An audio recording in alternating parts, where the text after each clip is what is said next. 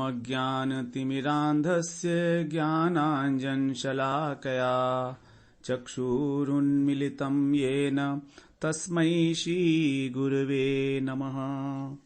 वन्देऽहं श्रीगुरो श्रीयुतपदकमलं श्रीगुरून् वैष्णवांश्च श्रीरूपं साग्रजातं सहगण रघुनाथान्वितं तं सजीवं साद्वैतं सावधूतं परिजनसहितं कृष्ण चैतन्यदेवं श्रीराधा कृष्णपादान् सहगण ललिता श्रीविशाखान्वितांश्च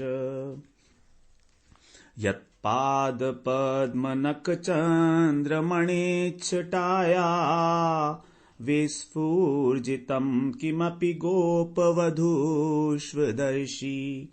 पूर्णानुरागरससागरसारमूर्ति साराधिका मयि कदापि कृपां करोतु साराधिका मयि कदापि कृपां करोतु।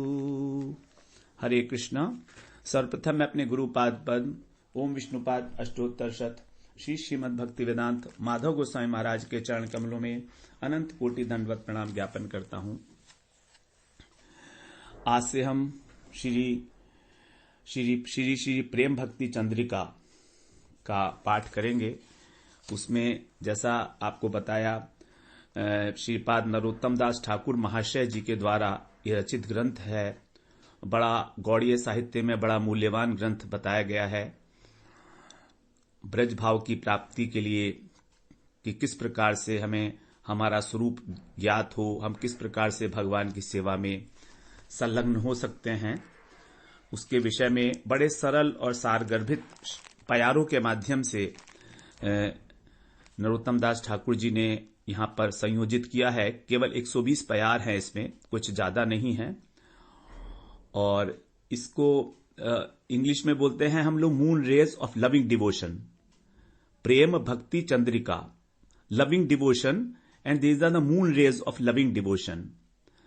तो यहां पर ये जो चंद्रिका है, चंद्रिका का मतलब है चंद्रमा की जो ज्योत्सना होती है, जो किरणें हैं, वो उसी को कहा गया है चंद्रमा। क्योंकि चंद्रमा की जो प्रकाश है वो उसके अंदर एक प्रकार की शीतलता होती है और वो पोषणकारी भी है। तो त्रिताप से दग्ध जो इस विश्व के अंदर हम लोग 3 तापों से दग्ध हैं, आध्यात्मिक, आधिदैविक और आधिभौतिक।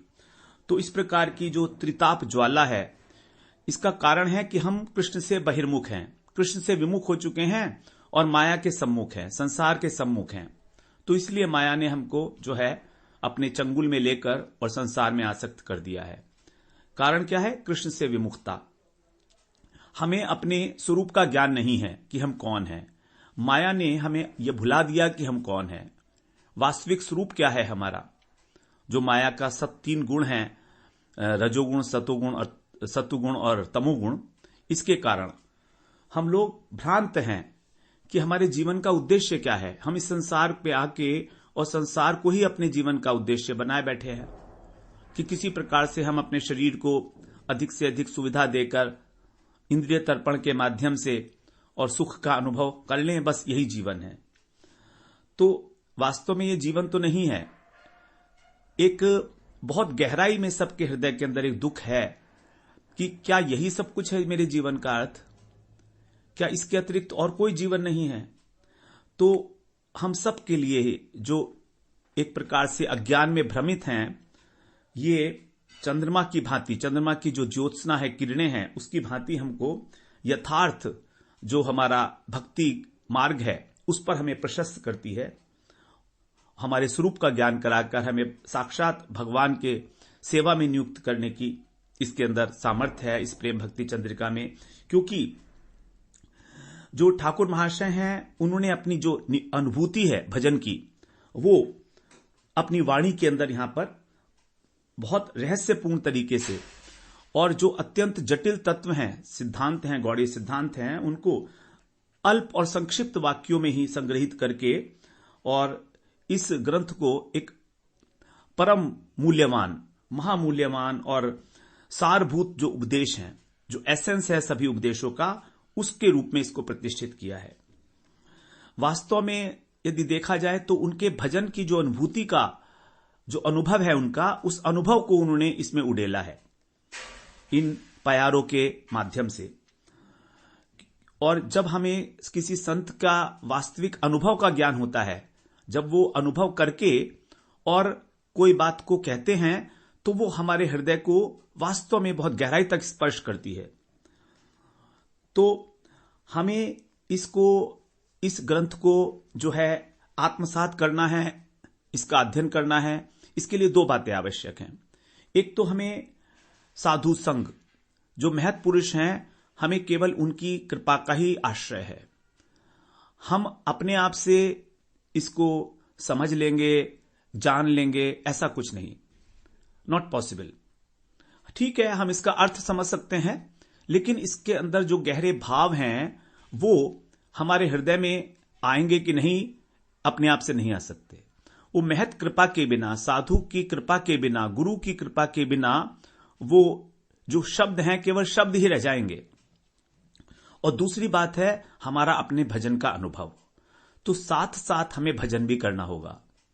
जैसा पहला भी आप सबसे निवेदन किया है कि हमें किसी न किसी रूप में जो भक्ति के अंग हैं, श्रवण, कीर्तन, स्मरण इत्यादि, और महामंत्र का, हरे कृष्ण महामंत्र का जप इत्यादि, ये सब हमको करना ही चाहिए, क्योंकि आश्रय लेना पड़ेगा हमको। नाम का आश्रय लो, धाम का आश्रय लो, भगवान की लीलाओं का आश्रय लो, या संत का आश्रय लो। ये चारों चीजें ऐसी हैं कि यदि एक का भी इनमें से सर्वतोभावेन आश्रय ले लिया जाए व्रत लेकर, तो ये एक भी इनमें से वस्तु परम परम लक्ष्य तक पहुंचाने वाली है। यदि हम केवल के नाम का आश्रय लें भगवान के, बस अब हमें और कुछ नहीं, 24 घंटे हमारे जीवा के ऊपर नाम रहेगा। जितनी देर सोएंगे उतनी देर तो नहीं रहेगा, लेकिन वो भी मन मन में चलता रहेगा। यदि हम जागृत अवस्था में भगवान का नाम निरंतर ले रहे हैं, तो सुप्तावस्था के अंदर, स्वप्नावस्था में, सुषुप्ति में भी वो मंत्र जो है काम करेगा हमारा।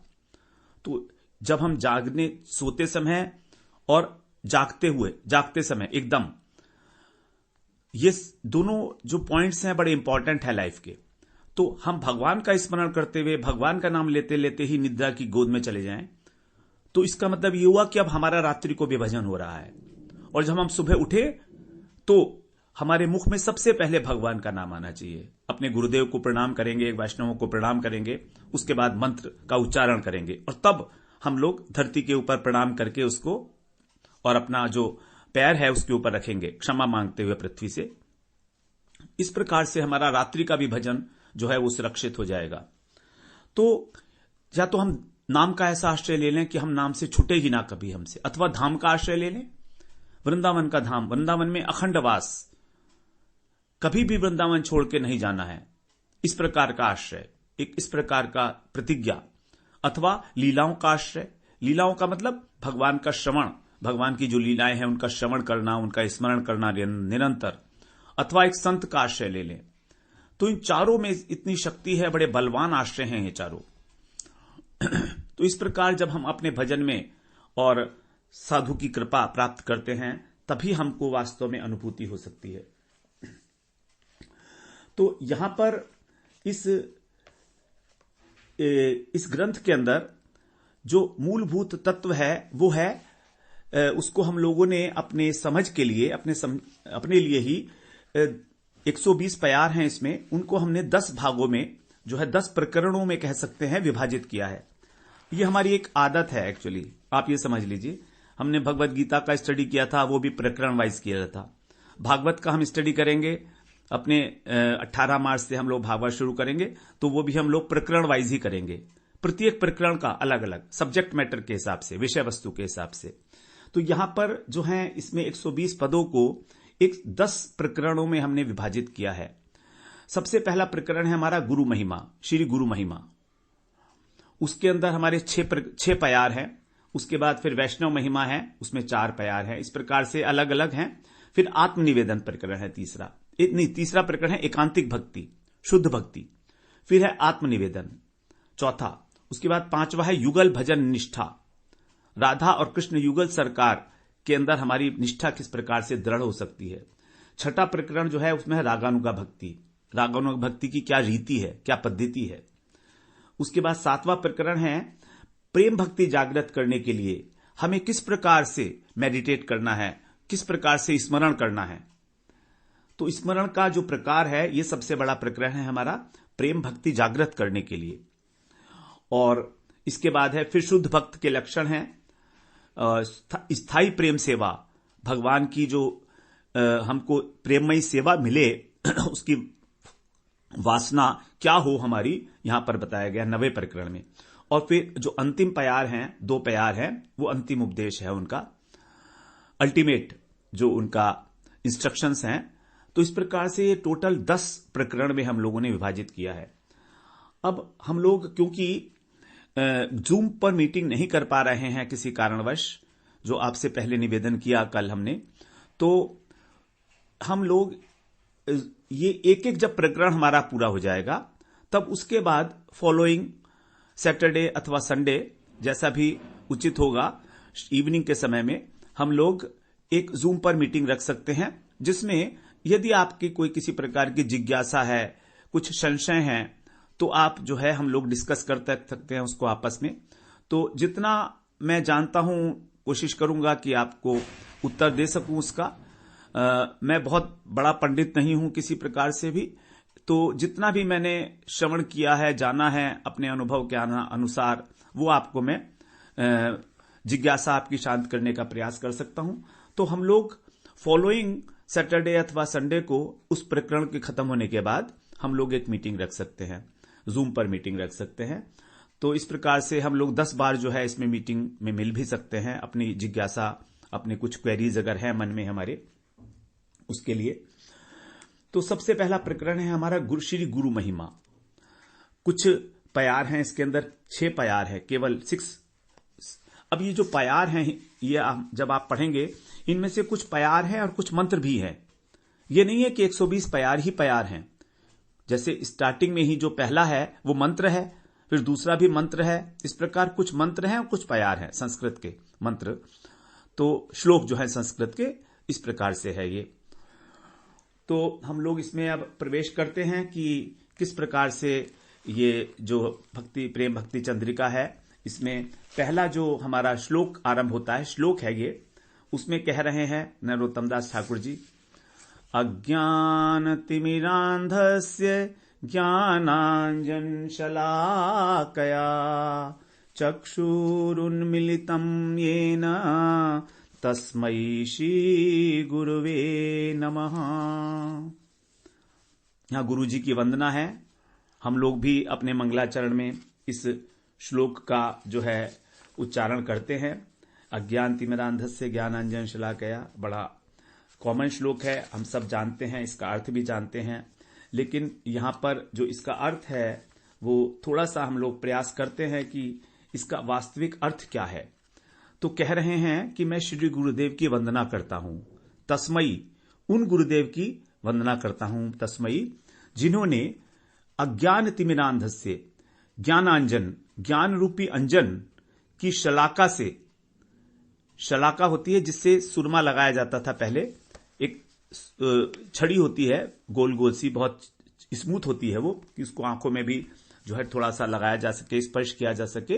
तो उस सलाइस के द्वारा, शलाका के द्वारा जो अज्ञान के तिमिर से मेरे नेत्र अंधे हो गए हैं, अज्ञान रूपी अंधकार से जो मेरे नेत्र अंधे हैं, जिन्होंने उसको खोल दिया है, उन्मिलितम, अर्थात मुझे दृष्टि प्रदान की है उन्होंने देखने के लिए। वो देखने के लिए जो दृष्टि प्रदान करते हैं वो कौन करते हैं? गुरुदेव करते हैं। क्योंकि गुरुदेव ही हमको ये बताए हैं कि भगवान कौन है। गुरुदेव ही हमको ये बताए हैं कि हम कौन हैं। हमें तो हमारा परिचय ही नहीं पता था। हम तो सोच रहे थे कि हम बस एक पुरुष हैं, एक व्यक्ति हैं हम, और हमारा ये नाम है और हमारा ये घर है, हमारा ये परिवार है। लेकिन जब गुरुदेव से मिले तो उन्होंने बताया नहीं नहीं, तुम इसके अतिरिक्त कुछ और भी हो और तुम वास्तव में वही हो। ये तो तुम्हारी एक उपाधि मात्र है इस संसार के अंदर आए हो तो वास्तव में आप कौन हो, ये गुरुदेव ने बताया। तो ये जो मंगलाचरण है हमारा, ये मंगलाचरण है हमारा नमस्कार मूलक। यहां पर गुरुदेव को नमस्कार कर रहे हैं, क्योंकि किसी भी ग्रंथ के प्रारंभ में जो है नमस्कार ही किया जाता है। तो यहां पर सबसे पहले उन्होंने जो है मंगलाचरण की है गुरु वंदना के माध्यम से। चैतन्य चरितामृत में कहा है कि ग्रंथेर आरंभे करी मंगलाचरण, ग्रंथ के आरंभ में मंगलाचरण करना है। गुरु वैष्णव भगवान तीनेर स्मरण, तीन लोगों को स्मरण करना है, गुरु को, वैष्णव को और भगवान को। हरि गुरु वैष्णव तीनेरे स्मरणे हाय विघ्न विनाशन।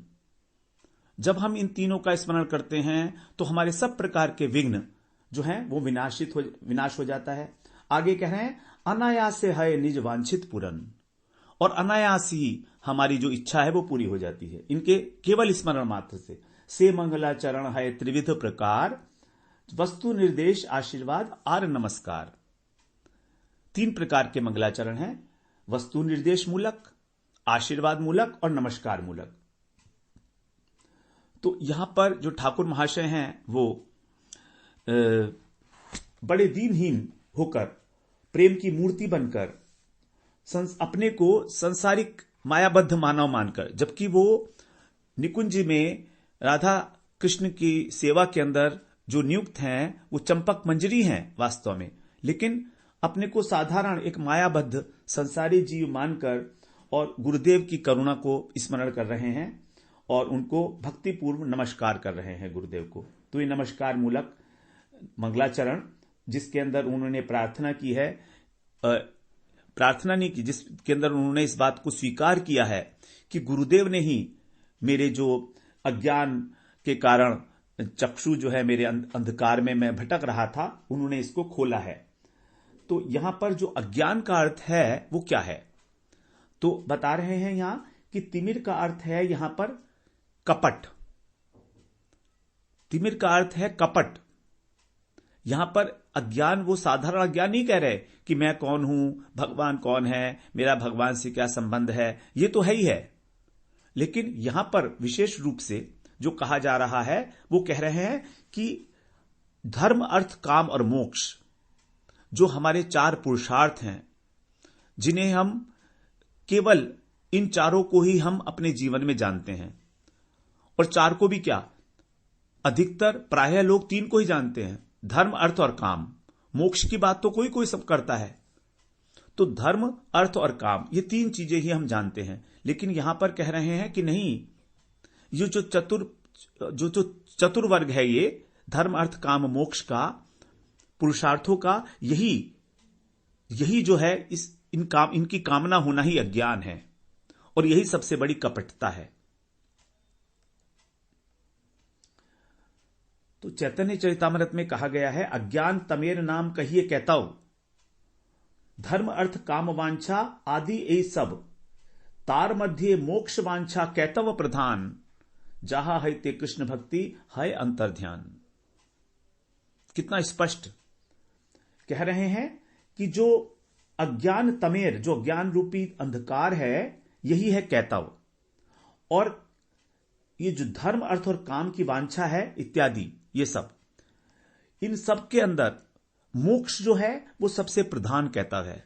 देखिए कितनी बड़ी बात है, मोक्ष प्रधान, सबसे बड़ी कपटता, सबसे बड़ी डुप्लिसिटी, दैट इज मोक्ष। अगर हम मोक्ष की इच्छा करते हैं तो समझिए कृष्ण भक्ति है अंतर्ध्यान। कृष्ण की भक्ति तो अंतर्ध्यान हो जाएगी, मतलब बिल्कुल विपरीत वस्तु है। मोक्ष और भक्ति विपरीत वस्तु है। तो इन धर्म अर्थ काम मोक्ष की कामना, वासना, इच्छा होना, यही है सबसे बड़ा कहताव।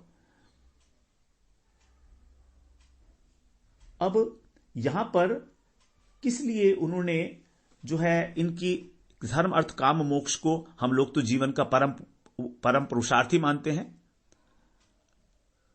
तो किस लिए इनकी निंदा की जा रही है? तो इस संबंध में श्री विश्वनाथ चक्रवर्ती ठाकुर उन्होंने इसका समाधान किया है चैतन्य चरितामृत में ही। वो कहते हैं कि जीव जो है स्वरूपतः कृष्ण का दास है। जीवेर स्वरूप है नित्य कृष्ण दास, कृष्णेर नित्य दास। जीवेर स्वरूप है कृष्णेर नित्य दास, कृष्ण का नित्य दास है, क्योंकि वो हमारे अंशी हैं और हम उनके अंश हैं। अब नित्य दास होने के कारण हमारा एक ही कर्तव्य बनता है, और वो है अपने स्वामी की सेवा। सेव्य वस्तु है भगवान और हम हैं उनके सेवक। तो जब सेवक अपने सेव्य की सेवा नहीं करेगा तो इसका मतलब क्या हुआ कि हम उसको भूल गए। हम अपने नित्य दासत्व को, जो हमारा परिचय है वास्तविक, उसको हम भूल गए। यही है अज्ञान। तो अपना वास्तविक परिचय भूल जाना, हु एम आई, मैं कौन हूं, इसको भूल जाना। और जैसे ही हम इसको भूलते हैं हम अज्ञान रूपी अंधकार में गिर जाते हैं। यही है तिमिर, अज्ञान तिमिरांधस्य। इसी के कारण मेरी आंखें अंधी हो गई हैं। तो हम ये तो भूल गए कि हम भगवान के दास हैं, उनकी सेवा करना ही हमारा एकमात्र कर्तव्य है। इसके अपोजिट, इसके विपरीत हम उसको तो भूलकर और इस संसार में इस शरीर और इस शरीर से संबंधी जितनी भी वस्तुएं हैं उनके अंदर सुख को खोज रहे हैं, आनंद को खोज रहे हैं। वैज्ञानिक रूप से जितनी भी हम लोगों ने भौतिक उन्नति की है, वो सारी की सारी जितनी भी सुख सुविधाएं हम लोग आज अवेल कर रहे हैं सो कॉल्ड प्रोग्रेस के कारण, वो सब की सब धर्म, अर्थ, काम और मोक्ष को ही इंगित करती हैं। इसके अतिरिक्त कहीं नहीं है, उस पे और कुछ भी नहीं है। अब यहां पर धर्म एक एक को हम लोग समझने की चेष्टा कर लेते हैं कि धर्म किस प्रकार से कैतव है। धर्म, अर्थ, काम, मोक्ष, इन चारों को कैतव क्यों कहा गया, कपटता क्यों कहा गया, इसको समझने की थोड़ी सी चेष्टा हम करेंगे। धर्म का अर्थ है यज्ञ, दान, तप इत्यादि। गीता में भगवान ने कहा है कि यज्ञ, दान, तप इत्यादि जो शास्त्रों के अंदर वर्णित वर्णाश्रम धर्म है, हमारा जो नियत धर्म है, उसको हमें करना चाहिए। इससे क्या मिलेगा हमको? इससे हमें स्वर्ग की प्राप्ति होगी। इससे हमें इस संसार के अंदर जो हमारे वांछित पदार्थ हैं उनकी प्राप्ति होगी। तो ये एक साधारण धर्म है। जो सकाम व्यक्ति हैं, जो इस संसार के अंदर अनेक प्रकार की इच्छाएं करते हैं, उनके द्वारा इस धर्म का आचरण किया जाता है। अब इस धर्म को करने से हमको पुण्य मिलता है। हम कोई दान करते हैं, कोई यज्ञ करते हैं, तो क्यों करते हैं? इसीलिए करते हैं कि हमको पुण्य मिलेगा, और तो कोई कारण नहीं है। अब पुण्य मिलेगा तो क्या होगा? जब पुण्य मिलता है तो या तो इस संसार की कुछ सुविधाएं मिलेंगी, अथवा हमको स्वर्ग की प्राप्ति होगी। और स्वर्ग की प्राप्ति पे तो हमें मालूम ही है क्या है। क्षीणे पुण्य मर्त्य लोकम विशंति, तेतम भुक्त्वा स्वर्ग लोकम विशालम, क्षीणे पुण्य मर्त्य लोकम विशंति, एवं त्रयी धर्मम अनुप्रपन्ना गता गतम काम कामा लभंते। इस प्रकार से हम काम कामा लभंते, जैसे ही हमारे पुण्य समाप्त हो जाएंगे स्वर्ग में, again we have to come back to this planet. क्षीणे पुण्य, जैसे क्षीण पुण्य हुए, मर्त्य लोकम, ये मर्त्य लोक है हमारा। मर्त्य का मतलब है मरण धर्मा, जहां पर मरण धर्मा लोग रहते हैं, ऐसा लोग। तो हम लोग यहां पर आ जाएंगे, और फिर गतागतम काम कामा लभंते, इस प्रकार से आवागमन चलता रहेगा। तो इसका मतलब क्या हुआ कि जब हमने धर्म किया और हमने कुछ पुण्य अर्जित किया, अब जब वो खत्म हो गया तो हमें फिर यहां पर आना पड़ा संसार में आके, तो फिर क्लेश भोगने पड़ रहे हैं। तो फिर उसका क्या फायदा हुआ उस धर्म को करने का?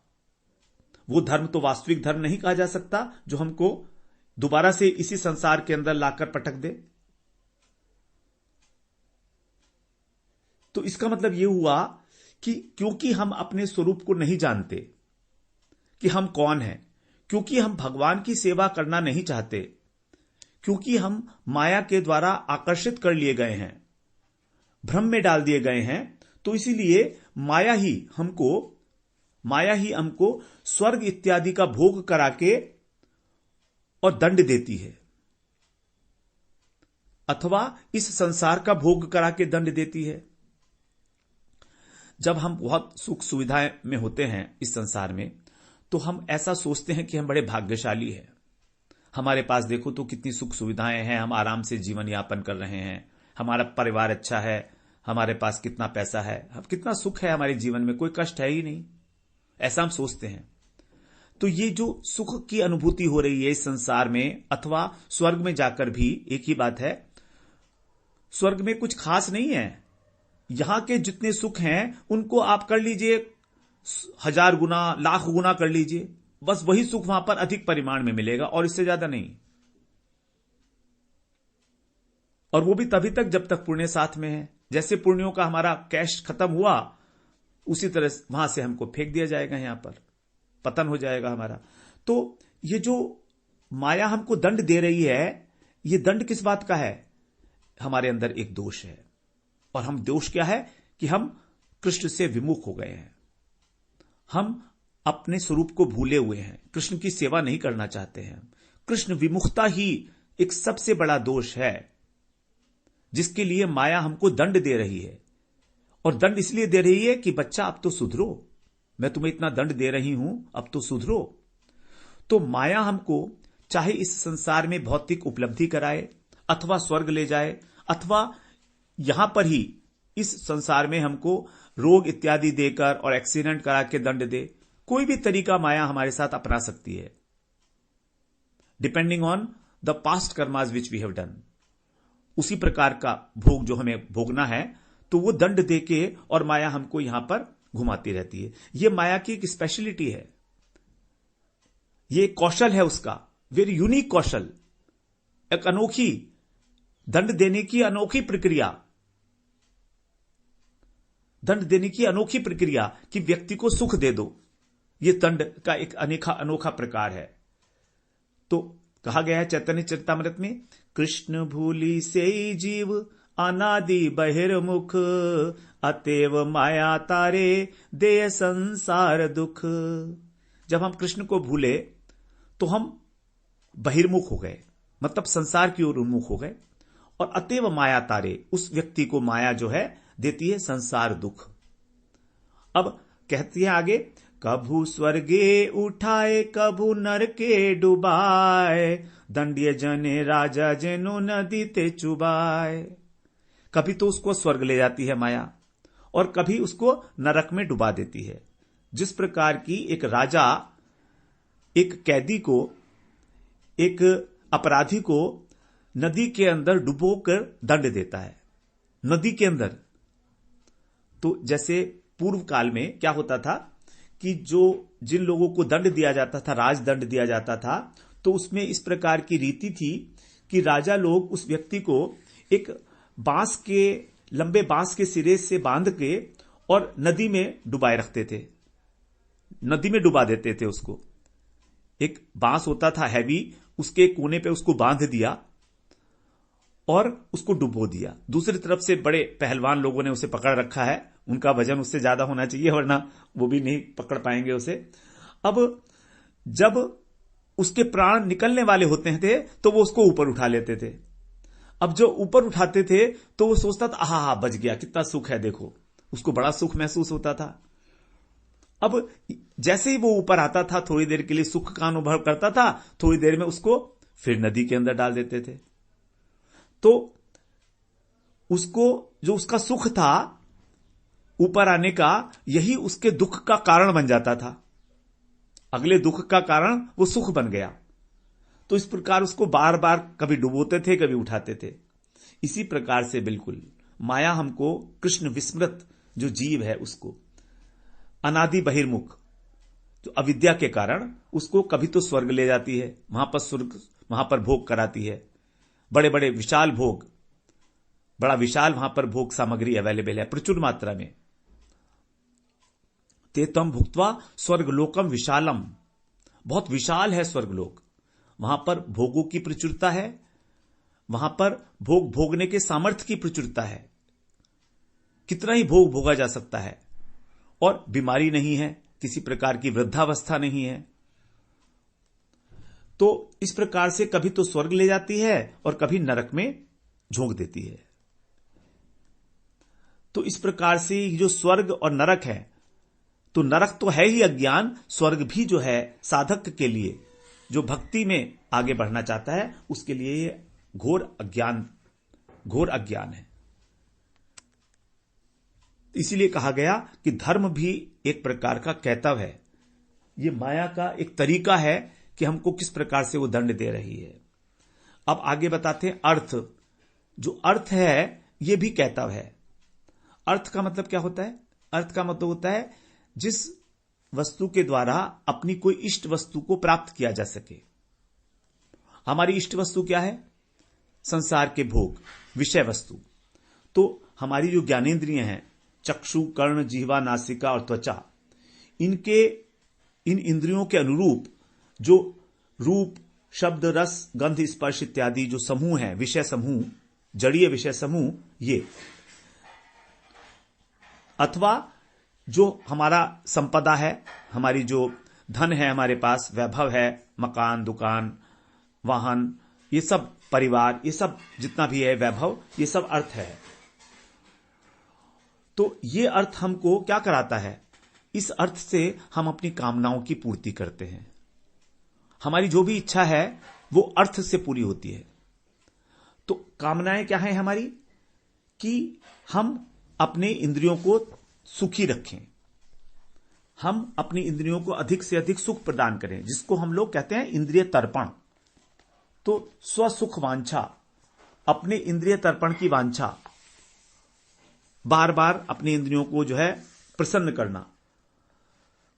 तो जो व्यक्ति माया के अंदर आबद्ध है, और हम सभी उसी में ही हैं, we are all part of that, तो हमारे अंदर माया जो दो प्रकार के वृत्तियां उत्पन्न करके, विचार उत्पन्न करके हमको फंसाती है। एक तो मैं और मेरा। माया के पास बस दो ही इंस्ट्रूमेंट्स हैं, ये मैं और मेरा शरीर, और इस शरीर से संबंधी जितनी भी वस्तुएं हैं, जितने भी व्यक्ति हैं वो। तो मैं और मेरा के अंदर ही हम लोग लगे रहते हैं। किस प्रकार से मुझे और मेरे लोगों को, मेरे व्यक्तियों को, मेरी वस्तुओं को किस प्रकार से मैं अधिक से अधिक भोग सकूं, उसका उपयोग कर सकूं, उससे आनंद प्राप्त कर सकूं। जन्म जन्मांतर तक हम आविष्ट रहते हैं इस विषय सुख के अंदर, भोग और ऐश्वर्य के रूप में। हमारी इंद्रियों की क्षमता सीमित है, हम बहुत अधिक भोग नहीं कर सकते, एक लिमिट है। उसके बाद क्या करते हैं? फिर हम भोग की वस्तुओं को एकत्र करना आरंभ कर लेते हैं। इसीलिए कहा गया भोग और ऐश्वर्य, क्योंकि जब हम संग्रह करते हैं तो संग्रह करने के कारण हमारा ऐश्वर्य बढ़ता है। जो सबसे अधिक संग्रह कर लेता है वो बड़ा ऐश्वर्यशाली होता है। और ये जो भोग और संग्रह की वृत्ति है, इसका एकमात्र कारण है हमारा माया, जो हमारे चित्त का अपहरण किए हुए है। भोग ऐश्वर्य प्रसक्ता नाम तया अपहृत चेतसाम। भोग ऐश्वर्य प्रसक्ता नाम, जो भोग और ऐश्वर्य में अच्छी प्रकार से आसक्त हैं, प्रकृष्ट रूपेण जो आसक्त हैं, तया अपहृत चेतसाम, जिनका चित्त हरण कर लिया गया है, जो वेद वाणी है, कर्म कांड इत्यादि उसके द्वारा, कि आप संग्रह करोगे, आप ये करोगे, आप वो करोगे तो ऐसा करो, ऐसा मिलेगा आपको, ऐसा मिलेगा। तो जो हम सम्मोहित हो चुके हैं अविद्या के कारण, उनके लिए कह रहा है व्यवसायत्मक का बुद्धि समाधो ने विधीयते। दूसरे अध्याय का 44वां श्लोक है गीता में। बीच बीच में हम लोग गीता भागवत का रेफरेंस लेते रहेंगे समझने के लिए। तो ये भोग और ऐश्वर्य, इसका कारण है मैं और मेरा बुद्धि, मैंपन और मेरापन। ये माया दो रूप से काम करती है, मैंपन और मेरापन, और ये जो भोग और ऐश्वर्य के रूप के अंदर हमको दिखाई देती है, जो माया का व्यापार है सारा। तो यही है वास्तव में जो हमारा इसके अंदर आवेश रहना। अब ये तो इनके बिना तो हमारा काम भी नहीं चलना ना, भोग वस्तु के विषय बिना। भोग की सामग्री तो चाहिए ही, तो जीवन निर्वाह के लिए तो करना ही है, ठीक है, कोई बात नहीं है। लेकिन इसके अंदर आवेशित रहना कि बस इतना ही मेरे जीवन का प्रयोजन है, यही है इस जन्म जन्मांतर में भटकने का कारण। हमारा जिस चीज में आवेश होता है हमें वही चीज प्राप्त होती है और कोई चीज प्राप्त नहीं होती है। तो हम लोग इस प्रकार से इस जन्म मरण के कराल कवल में पड़े हुए हैं। कराल कवल का मतलब है कि जो भयंकर और ग्रास है बने हुए हैं, माया के ग्रास बने हुए हैं, माया हमें चबा रही है। कवल का मतलब होता है ग्रास, जो मुंह में एक हम लोग जो गस्सा बोलते हैं, जिसको गस्सा खाते हैं ना, तो हम काल रूपी कवल, जो काल है उसके ग्रास बने हुए हैं, वो हमें निगल रहा है काल। हमारा समय बड़ी तेजी के साथ बीत रहा है। आप देखिए, अनुभव करिए, कभी हम कुछ समय पहले ही हम कैसे थे और अब कैसे हो गए हैं। समय का पता ही नहीं लग रहा है। भजन कहां किया, उपलब्धि क्या हुई, कुछ भी तो नहीं, वहीं के वहीं रह गए, कुछ भी तो पाया नहीं जीवन में। इतना सब करके भी कुछ पाया नहीं। तो जो काल का कवल है, काल का जो चक्र है, ये हमें निगल रहा है। तो हम इसके अंदर ही पड़े हुए हैं। बस मैं और मेरा की बुद्धि, यही है अर्थ और काम। तो जितना अर्थ होगा उतनी कामनाएं बढ़ती चली जाएंगी, और कामनाएं जब बढ़ती जाएंगी तो हम और अधिक अर्थ का संचय करेंगे और अधिक धर्म के अनुष्ठान करेंगे। तो इस प्रकार से हम इन तीनों के अंदर त्रिवर्ग में ही उलझे हुए हैं, धर्म, अर्थ और काम। कभी स्वर्ग गए, कभी नरक गए। हम लोग नरक जा चुके हैं पता नहीं कितनी बार, अनंत अनंत कालों तक, जन्मों तक नरक में पड़े रहे हैं। लेकिन कभी कभी भगवत इच्छा से हमको ये जो ज्ञान वाली मनुष्य शरीर है ये मिलता है हमको। ये बड़ा दुर्लभ है मनुष्य शरीर मिलना। यहां पर इसके अंदर हम अपने वासनाओं को, जो मल है चित्त के ऊपर, उसको हम साफ कर सकते हैं। चेतो दर्पण मार्जनम महाप्रभु का सबसे पहला उपदेश है। चित्त के अंदर जो मल है उसको साफ करो। चेतो दर्पण मार्जनम भव महादावाग्नि निर्वापणम। तब तुम्हारा संसार की जो त्रिज्वाला है, ज्वाला, त्रिताप, भय महादावाग्नि निर्वापणम, तब शांति होगी। ये तो चित्त के अंदर जो मैल है उसको साफ करने का जो अवसर है वो केवल हमें मनुष्य योनि में मिला है। तो ये अर्थ और काम, ये एक प्रकार से कैतव है, धर्म, अर्थ और काम। अब ये तीनों तो कैतव है ही हैं, लेकिन जो मोक्ष है क्या वो भी कैतव है? मोक्ष के अंदर तो हमें संसार के अंदर पुनरागमन नहीं होगा हमारा, भगवान के साथ हमको सायुज्य प्राप्त हो जाएगा, ब्रह्म सायुज्य, जिसको कहते हैं ब्रह्मलीन। हम लोग पढ़ते हैं ना, हम लोग पढ़ते हैं कि कौन कौन से जो महात्मा हैं वो ब्रह्मलीन हो चुके हैं, अर्थात ब्रह्म में लीन हो गए हैं। तो जो ज्ञान मार्ग का अवलंबन करते हैं, निर्विशेष ब्रह्म ज्ञान का, उनको कहा जाता है ब्रह्मलीन। तो ब्रह्म सायुज्य की प्राप्ति। तो यहां पर कह रहे हैं कि वो जो ब्रह्म सायुज्य है वो तो सबसे प्रधान है। ये तीनों तो प्रधान है, वो सबसे प्रधान है, सर्वाधिक प्रधान। अज्ञानतम, अज्ञान, अज्ञानतर, अज्ञानतम। यदि हम इन तीनों के चक्कर में पड़े हैं त्रिवर्ग में, तो ठीक है, कभी नरक गए, कभी स्वर्ग गए, कभी नरक गए, कभी स्वर्ग गए, चलता रहेगा आवागमन। कभी तो साधु संग मिलेगा, कभी तो भगवत गीता, भागवत का श्रवण करने का अवसर मिलेगा जीवन में। ठीक है, हम इन तीनों में उलझे हुए हैं, लेकिन कभी तो मिलेगा, किसी जीवन में तो मिलेगा। आज नहीं मिला तो कभी तो मिलेगा, कभी तो हमारे ऊपर साधु की कृपा होगी, कभी तो हम साधु संग करेंगे। एक जिज्ञासा हमारे हृदय में पैदा होगी कि बस अब बहुत हो गया, एनफ ऑफ इट, सारे भोग तो भोग लिए, अब क्या रहा भोगने के लिए। कभी तो ऐसी जिज्ञासा पैदा होगी, किसी भी क्षण हो सकती है। वही हमारे जीवन का सबसे बहुमूल्य क्षण है, जिस समय हमारे मन में इस प्रकार की जिज्ञासा पैदा हो। एक जिज्ञासा ऐसी जिसको हम शांत करने के लिए और एक्टिव हों, उत्कंठापूर्वक। ऐसा नहीं कि ठीक है जिज्ञासा जगी और हमने उसको शांत कर दिया, अरे कोई बात नहीं, बाद में देखेंगे, अभी नहीं, अभी तो खाने पीने का टाइम है, अभी तो बचपन है, अभी तो जवानी है, खेलने कूदने का समय है, बुढ़ापे में देखेंगे ये चीजें। कह सकते हैं क्या हम बूढ़े होंगे निश्चित है? अगला पल तो हमें मालूम नहीं हम जिंदा होंगे कि नहीं होंगे। और हम कह रहे हैं बुढ़ापे में भजन करेंगे। बुढ़ापे में भजन किया है क्या? कभी होता है क्या? मैं आया प्रभु जी यहां पर, सब 55 साल का होकर यहां पर आया हूं, सारी जिंदगी मैंने किस प्रकार से विषयों के अंदर ही व्यर्थ की है, मैं जानता हूं उस बात को। अब सोचता हूं कि पहले भजन किया होता तो कितना अच्छा होता, सोचता हूं। लेकिन कोई बात नहीं है, आए तो कभी तो आए। तो हम सब कभी तो आए वाले लोग हैं कि कभी तो आएंगे हम उस स्थान पर। तो हम सब जो हैं, भगवान की तरफ से एक विशेष हमारे लिए एक आदेश है, आज्ञा है, उनकी कृपा है हमारे पास कि हम आज इस ग्रंथ में प्रवृत्त होने के लिए प्रयासरत हैं। हमारे मन में जिज्ञासा है, कृष्ण प्रेम को जानने की एक लोभ उत्पन्न हो चुका है। तो जब हम इस संसार चक्र में फंसे हुए हैं त्रिवर्ग में, तो एक संभावना तो रहेगी ना, पॉसिबिलिटी, कि कभी तो मेरे अंदर कृष्ण प्रेम की भावना जागृत होगी, कभी तो मैं इस बात को गहराई से समझूंगा कि मैं कृष्ण का दास हूं। One fine morning it may happen to me, possibility तो है ना। यदि अब मोक्ष हो गया तो क्या होगा? फिर तो कुछ रहा ही नहीं, फिर तो आप लीन हो गए भगवान में। जो भगवान की प्रभा है, ज्योति मंडल है, जो सिद्ध लोक है, जहां पर भगवान का प्रकाश मंडल जिसे बोलते हैं।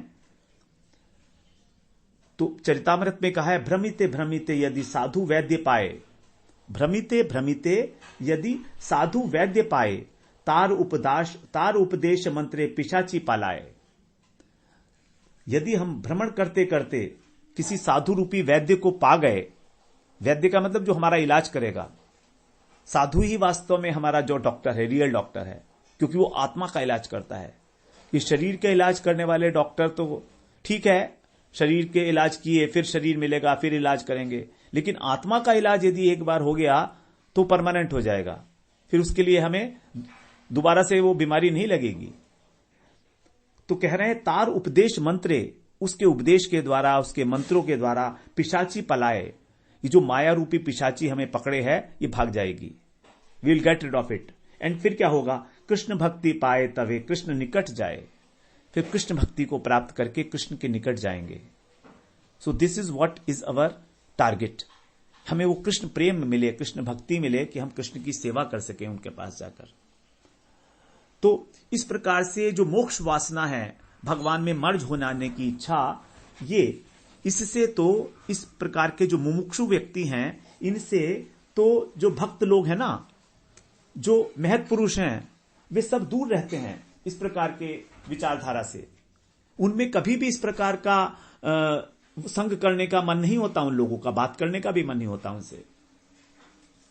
क्योंकि जो महत पुरुष हैं, महत पुरुष वही हैं जो कृष्ण की सेवा का, जिनके अंदर लोभ है, जिनके अंदर कृष्ण प्रेम है, वही महत पुरुष हैं। महत का मतलब होता है इंपॉर्टेंट, सबसे बड़ा, वीआईपी जिसको बोल सकते हैं इंग्लिश में। तो बिना महत संग के हमारे अंदर वो महत बुद्धि भी उत्पन्न नहीं होगी।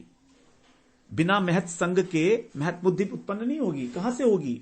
अनंत अनंत जन्मों तक हम यूं ही भटकते रहेंगे और महत बुद्धि नहीं आ पाएगी हमारे अंदर। जो महत बुद्धि है मतलब कृष्ण के अंदर हमारी बुद्धि लगी हो, यही है महत बुद्धि। तो ये भगवान के अंदर रति हो जाना हमारा, ये हमारे को होगा केवल साधु संग में। भागवत में एक प्रसंग आता है, मुचुकुंद महाराज ने जब कृष्ण के दर्शन किए, तब वो उनकी स्तुति करते हुए कहते हैं, भवाप वर्गो भ्रमतो यदा भवे जनस्य तरहि अच्युत सत्समागमः सत्संगमो यरहि तदैव सद्गतौ परावरेशे त्वयि जायते मतिः। त्वयि जायते मतिः, आपके अंदर हमारी मति उत्पन्न हो भगवान में, जो कौन है? परावरेश हैं, जो कार्य कारण से अतीत हैं, जो सत्य भी है असत भी है, जो सर्व कारण कारण है, उसको कहा गया परावरेशे, अर्थात कार्य कारण के जो नियंता हैं, ऐसे आप। तो जब सदगति हमारी तभी होगी, और वो कब होगी? जब इस प्रकार की मति जागृत होगी। और मति जागृत कब होगी? कह रहे हैं भवाप वर्गो भ्रमतो, इस भव संसार में और संसार की समाप्ति होने पर, स्वर्ग इत्यादि में जाने पर भी भ्रमतो माने भ्रमण करते करते, जब ये खत्म हो जाएगा हमारा भ्रमण, तब उस समय, और होगा कैसे, तरही अच्युत सत्समागम है, जब हमारा सत्समागम होगा आपकी कृपा से, जब हमें साधु मिलेगा, और सत्संगमो, जब हम साधु का संग करेंगे, तब, केवल तब, तदैव, तदा प्लस एव, केवल तब ही हमारी सद्गति होगी, हमें हमारे लक्ष्य की प्राप्ति होगी, अन्यथा कोई इसमें चांस नहीं है हमारे को। तो महत्पाद रजोभिषेकम, प्रहलाद जी ने कहा महत्पाद रजोभिषेकम, मदीय सा पाद रजोभिषेकम निष्किचना निर्जीविनी त्यावत। जब तक महत पुरुषों के चरणों में हम लोग उनकी चरण धूलि को अपने सिर पर धारण नहीं करेंगे, किसी प्रकार से हमें कृष्ण प्रेम नहीं मिलने वाला है। इसीलिए गुरु की वंदना की जा रही है, फिर वैष्णवों की महिमा गान की जाएगी यहां पर इन प्यारों में माध्यम से। तो कह रहे हैं कि जो सायुज्य मुक्ति चाहते हैं, वहां पर तो भक्ति पाने की संभावना ही खत्म हो गई, क्योंकि जो हमारा स्वरूप है आत्मा का, वो स्वरूप है सतचित और आनंद। तो वहां पर तो आनंद का अंश का समाप्त हो गया, चित्त अंश रह गया केवल, और सत अंश भी नहीं रहा। मतलब ना तो अस्तित्व रहा और ना आनंद रहा। क्या रहा? केवल ज्ञान। क्योंकि वो जो ज्योति है, ज्योति मंडल है भगवान का, जिसको सिद्ध लोग बोलते हैं, जिसमें ब्रह्म ज्ञानी लोग जाते हैं, वो केवल एक प्रकाश मात्र है। प्रकाश का मतलब ज्ञान स्वरूप है, निराकार है, उसमें आकार नहीं होता है, ज्ञान का आकार नहीं होता है। आकार जब होगा जब हमारा अस्तित्व है, कुछ आकार, सत अंश होगा। जैसे परमात्मा सत है, अस्तित्व है उनका, चतुर्भुज नारायण है। तो इस प्रकार से वहां पर तो हमारा जो स्वरूप है नित्य दासत्व का, यही लोप हो गया। तो इसीलिए मोक्ष को प्रधान कहता हुआ बताया गया है, सबसे अधिक अज्ञानतम। महाप्रभु की कृपा से जब सार्वभौम भट्टाचार्य, जो निर्विशेष ब्रह्म ज्ञानी थे, जब उनके ऊपर महाप्रभु ने कृपा की है और उनको अपना दर्शन दिया है उन्होंने भगवान के रूप में, तब उनको ज्ञान हुआ कि भक्ति की क्या महिमा है। तब वो जो है महाप्रभु के द्वारा उस प्रेम को प्राप्त करके, भजन का रस प्राप्त करके, उन्होंने जो कहा है वो चरितामृत में लिखते हैं, मुक्ति शब्द कहते मने है घृणा त्रास। मुक्ति शब्द से मुझको मन में घृणा होती है, मन में घृणा का भाव आता है और मेरा मन दुखता है, त्रसित हो जाता है मेरा हृदय। भक्ति शब्द कहते मने है तो उल्लास, और यदि भक्ति शब्द हो तो मेरे हृदय को उल्लास को प्राप्त होता है। भक्ति शब्द, इसीलिए जो एक बार ब्रह्मा जी की स्तुति में एक पद आता है, तत्ते अनुकंपाम सुसमीक्षमाणो भुंजान एव आत्मकृतम विपाकम। तो वहां पर जो है मुक्ति पद है, तो जब मुक्ति पद है, उन्होंने उस मुक्ति पद को वहां पर भक्ति बोल दिया, क्योंकि वो मुक्ति शब्द का उच्चारण भी नहीं करना चाह रहे हैं।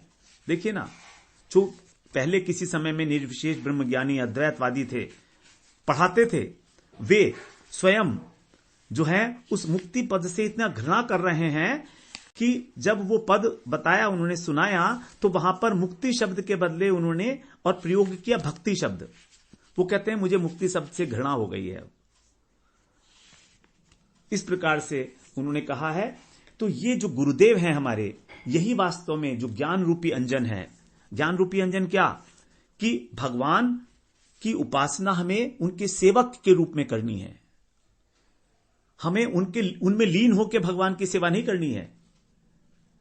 तो ये जो हमारा अज्ञान है कि हम धर्म, अर्थ, काम और मोक्ष में पड़े हुए हैं, ये जो अज्ञान है हमारा, इसको जो है वो दूर कर देते हैं ज्ञान रूपी शलाका से। तो यहां पर ज्ञान क्या है? कृष्णस्तु भगवान स्वयं, केवल कृष्ण ही भगवान है, जो अंशी है। तो अन्य सारे देवी देवताओं का निषेध हो गया। उसके बाद कहा ईश्वर है, परमय कृष्ण है, सच्चिदानंद विग्रह। मतलब स्वरूप क्या है उनका? सच्चिदानंद स्वरूप है उनका वो, अर्थात उनका श्री विग्रह है, उनके अप्राकृत इंद्रियां हैं भगवान की, चिन्मय इंद्रियां हैं उनकी, उनका एक विशेष स्वरूप है, द्विभुज स्वरूप है उनका, बिना स्वरूप के नहीं है वो। तो इस प्रकार से ये जो ज्ञान है कि कृष्ण ही एकमात्र जो गोविंद है, गोविंदम आदि शरणम, गोविंदम आदि पुरुषम तम हम प्रपद्ये, ब्रह्म संहिता का जो है, तो उसके अंदर गोविंदम आदि पुरुषम, वही आदि पुरुष हैं गोविंद कृष्ण। तो कृष्ण ही जो है सभी भगवत स्वरूप के मूल तत्व हैं, अवतारी हैं। उन्हीं से जितने भी अवतार हैं वो सब निकलते हैं, राम, वराह, नरसिंह इत्यादि जितने भी अवतार हैं।